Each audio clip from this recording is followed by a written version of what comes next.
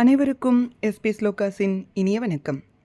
தேவி நாராயணியம் தசகம் 17 6 முதல் 11 வரையுள்ள ஸ்லோகங்களையும் அதன் அர்த்தங்களையும் இந்த பதிவில் நாம் பார்க்கலாம்.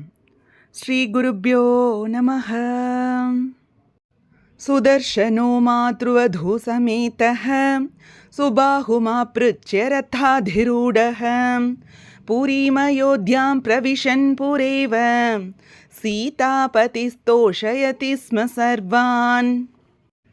பிறகு சுதர்சனன் சுபாகுவிடம் விடை பெற்றுக்கொண்டு தன் மனைவி சசிகலை தாயார் மனோரமாவுடன் காசி நகரத்திலிருந்து கிளம்பி கோசல ராஜ்யம் வந்து சேர்கிறான்.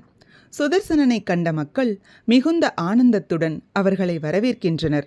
அந்த காட்சி எப்படி இருந்தது என்றால், ராம ராவண யுத்தம் முடிந்து வெற்றியுடன் திரும்பிய ராமனுக்கு அயோத்தி மக்கள் தந்த வரவேற்பு போல இருந்ததாம். லீலாவதிம் பிராப்ய விமாதரம் ச நத்வா விஷன்னாம் ஹதபுத்ர தாதாம் சுதுக்திபிக் கர்மகதி பிரபோத்ய சசாந்த்வயாமாஸ மஹீஷி பக்தஹ. அயோத்திக்குச் சென்ற சுதர்சனன் தன் தாயாரான லீலாவதியைத்தான் முதலில் நமஸ்கரித்தான். இதைப்போலவே ராமனும் அயோத்தி திரும்பியவுடன் முதலில் கைகேயியைத்தான் நமஸ்கரித்தான். லீலாவதி ஆரம்ப காலத்தில் மனோரமாவுடன் சுதர்சனனிடமும் மிகவும் அன்பாகத்தான் இருந்தாள். அவள் தந்தை யுதாஜித்தால் பிரச்சனைகள் வந்தது. தன் கணவனை இழந்த மனோரமா தன் மகனுடன் அன்று எப்படி அனாதையாக இருந்தாளோ அப்படி இன்று லீலாவதியும் தன் மகனை இழந்து கணவனையும் இழந்து தனித்து நின்றாள். சுதர்சனன் அவளுக்கு ஆறுதல் சொல்லி, யுதாஜித்தும் சத்ருஜித்தும் தன்னால் யுத்தத்தில் கொல்லப்படவில்லை, தேவிதான் அவர்களை வதம் செய்தாள் என்று நிலையை விளக்கி, எது நடக்க வேண்டுமோ அது நடந்திருக்கிறது. நான் சிறிதும் இந்த ராஜ்யத்திற்கு ஆசைப்படவில்லை. நாம் வெறும் பொம்மலாட்ட பொம்மைதான். அவள் ஆட்டி வைப்பது போல அனைவரும் ஆடுகிறோம். இதற்கு நாம் யாரும் காரணமில்லை என்று சொன்னான். மேலும் நான் உங்களை என் தாய் போல் கவனித்துக் கொள்கிறேன் என்றும் ஆறுதல் கூறினான். வயதானவர்களுக்கும் துக்கத்தில் இருப்பவர்களுக்கும் ஆறுதல் சொல்வது மிக மிக உயர்ந்த குணமாகும்.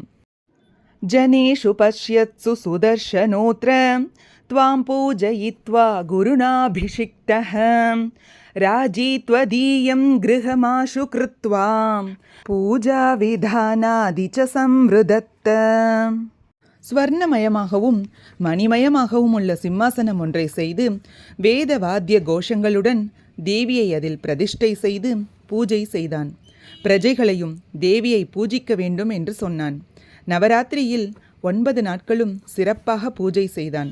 அதுபோல சுபாகுவும் காசியில் தேவியின் விக்கிரகம் பிரதிஷ்டை செய்து பூஜித்து மக்களையும் பூஜிக்க சொன்னான். தஸ்மின் ரூபே த்வத் சதனானி கிருத்வா ஜன பிரதிக்ராமம பூஜயம் ஸ்துவாம் காஷ்யாம் சுபாகுஷ்ச ததா கரோதே சர்வத்ர பேது கருணா கடாக்ஷாஹ. ஒரு ராஜ்யத்தில் ராஜா எப்படியோ மக்களும் அப்படியே.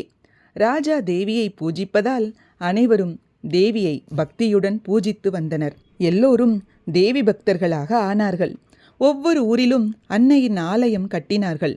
அது மட்டும் இல்லாமல் பூஜையும் முறைப்படி செய்து வந்தனர். எல்லோருக்கும் அன்னையின் கருணா கடாட்சமும் கிடைத்தது. சுதர்சனனின் ராஜ்யமும் சுபாகுவின் ராஜ்யமும் சிறப்பாக நடந்து வந்தன.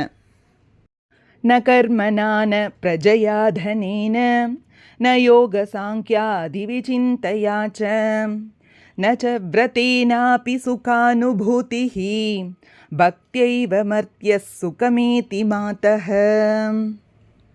பக்தி இல்லாத மனிதனின் வாழ்க்கை வீண்தான். பக்தி இருந்தால் தேவியின் அருளால் எல்லாம் நன்றாக நடக்கும். பக்தி இல்லை என்றால் எல்லாம் துக்கமயம்தான். பக்தனுக்கு எல்லாம் இன்பமயம். பக்தியே அனைத்திலும் சிறந்தது. நாஹம் சுபாகுஷ்ச சுதர்ஷனஸ்ச நமே பரத்வாஜ முனிஷரண்யஹ குரு சுஹ்ருத் பந்துரபித்வமேவ மகேஸ்வரி த்வாம் சததம் நமாமி. சுபாகு ஒரு நல்ல பக்தன். சுதர்சனன் பரத்வாஜர் ஆசிரமம் சென்றதால் பக்தனானான். எனக்கு இப்படி ஒரு சந்தர்ப்பம் கிடைக்கவில்லையே என்று இந்த கவிஞன் ஏங்குகிறார். எனக்கு உன்னைத் தவிர யாரும் இல்லை, நீதான் அனுக்கிரகம் செய்ய வேண்டும் என வேண்டுகிறார். இதுவே இதன் பொருளாகும். இத்துடன் 17வது தசகம் நிறைவடைந்தது. இது போன்ற ஸ்லோகங்களுக்கும் ஆன்மீக விஷயங்களுக்கும் மறக்காம நம்ம சேனலை சப்ஸ்கிரைப் பண்ணுங்க. நல்லதே நடக்கட்டும், நன்மையே பிறக்கட்டும். நன்றி, வணக்கம்.